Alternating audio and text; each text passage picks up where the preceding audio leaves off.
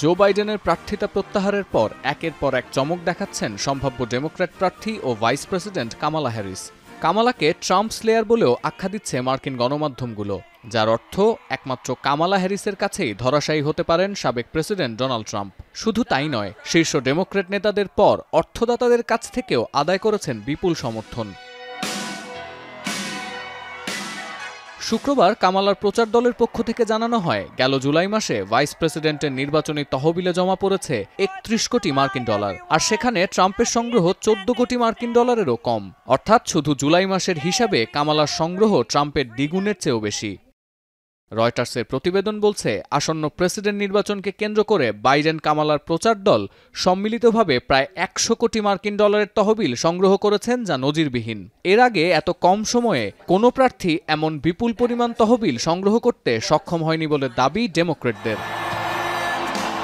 তহবিল সংগ্রহের এই দৌড়ে ডেমোক্র্যাটদের তুলনায় সুবিধা করতে পারেনি রিপাবলিকানরা।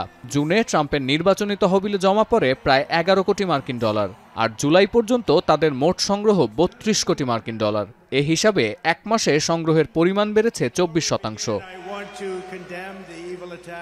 ট্রাম্পের প্রচার দল বলছে, পেনসিলভেনিয়ার নির্বাচনী সভায় হামলার কারণে নিজ দলের অর্থদাতাদের কাছ থেকেই কম সংগ্রহ হয়েছে। এছাড়া পর্ন তারকাকে অর্থ দেওয়ার মামলায় ট্রাম্পের ব্যস্ততার কারণে গেল মে মাসেও তহবিল সংগ্রহ অভিযান বাধাগ্রস্ত হয়।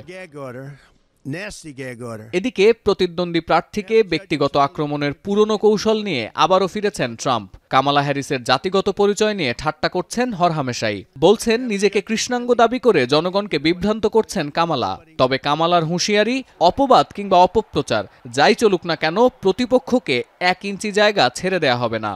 She was always of Indian heritage, and she was only promoting Indian heritage. I didn't know she was black until a number of years ago when she happened to turn black, and now she wants to be known as black.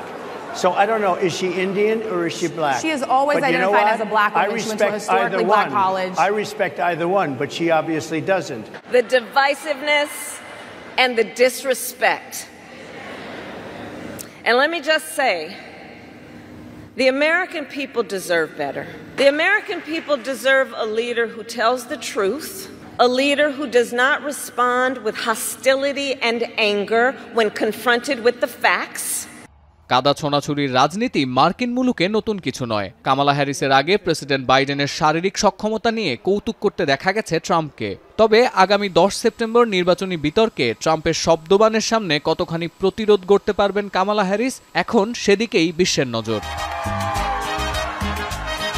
সতীর্থ কর্মকার, এখন বিশ্ব।